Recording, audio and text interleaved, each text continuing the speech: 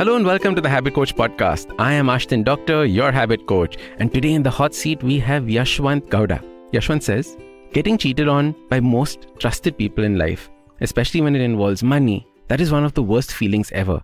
And from the past 3 months, I've gone through a lot of things. I don't feel like trusting people anymore. I'm going through depression, anxiety, and get panic attacks, and very often just by seeing the people around me. It's getting too hard for me to handle all these things, and I also get suicidal thoughts very often. I feel I'm too weak to be in this world and face all this. But trust me, sir, your podcast has helped me a lot with a few of the things that I'm facing right now. Please do help me out with this. I feel your words can help me out with this trauma. Now, Yashwanth, I have a surprise for you. It's not just me on this podcast. We have our guest, Lilya, and we just did an entire podcast on trauma. So I thought both of us can help you out through this. So Lilya, welcome to the podcast. Thank you. So Lilya, what do you think Yashwanth is going through and how can we help him through this? Firstly, hi, Yashwanth. And I think it's really brave to reach out and to share so honestly. So thank you for that. That's the first thing I would like to say to Yashwanth. And also, if you are truly feeling suicidal, I would say please reach out for professional help.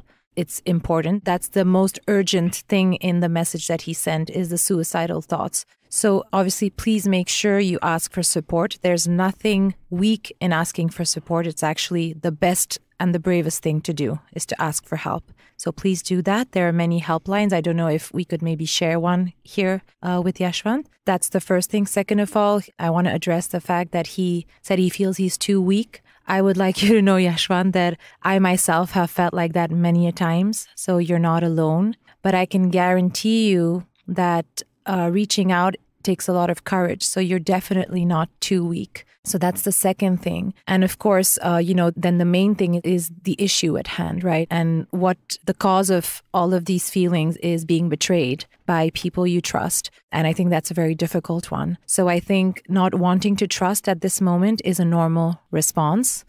Probably a healthy response to pain. There's no rush to trust anyone right now. And I would recommend, if it is at all possible, to create some distance between him and these people, because what also seems to be triggering is that he's around these people who have betrayed him, betrayed his trust. Is there a way to put any distance between him and these people? Is there any way for him to, spend less time with them? Spend less time. So he's not, so he's not triggered again, right? And while he's learning how to deal with the emotions with, I would hope, support of someone that has the experience and is professional. Absolutely. Yashwanth, when you go through something like this, the first thing that comes is a sense of hopelessness. You look at the past and you say, how could I have allowed this to take place? So there are so many different feelings that come in. There is guilt for having lost that money. There is guilt for having trusted. And then there's this sense of hopelessness saying that how will it ever change in the future? And whenever you're having thoughts of suicide, it is this hopelessness that is getting to you. Now, Yashwanth, I want to tell you something, that there is always hope. Why? Because the future is not written yet. What you're doing right now is rewriting the future. The fact that you wrote to us, the fact that we're having this conversation itself is rewriting the future. Now, think about what are the things that you can do to create a different future for yourself. What would that future full of hope look like? What would you be doing in that? How would you be interacting with people? Would you be living your life from a place of mistrust? Because believe me, that is not a good place to be living. There's a place of understanding forgiveness, forgiving and moving on. Now, while forgiving and me saying forgiving sounds like something easy to do, it is not.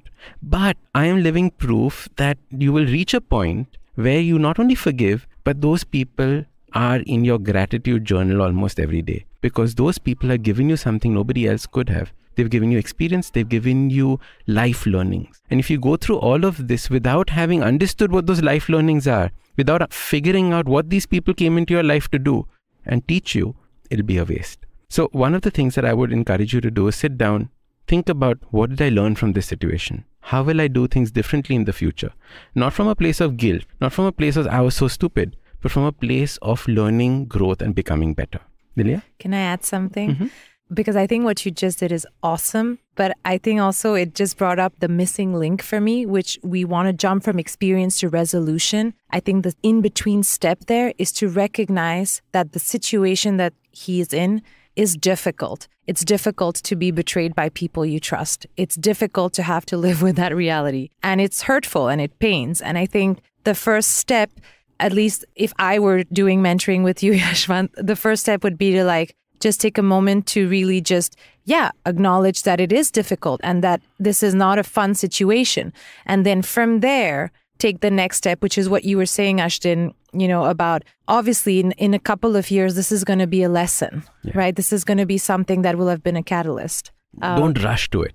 Don't rush to it. I think it's always a balance between not wallowing in things and not rushing past them and denying or avoiding them, because then we have to deal with them later. Correct. Staying stuck is the worst thing. Keep moving, but don't rush. Yeah, and reach out. Lovely. Yashwanth, thank you so much for writing in. Now, if you want to be featured on the next Hot Seat episode, write into us. There's a link below and we're going to feature you. Lilya, thank you so much for joining us on this episode. Thank you. Now, if you like this podcast, don't forget to check out other interesting podcasts on the IVM network. You can listen to us on the IVM Podcast app or ivmpodcast.com. You can also follow us on social media. We are at IVM Podcast on Twitter and Instagram. If you want to reach out to me, I am at Ashdin Doc on Twitter and Instagram. We have a brand new habit coaching online course, quizzes, videos, and a lot more on the website awesome180.com. So check it out now.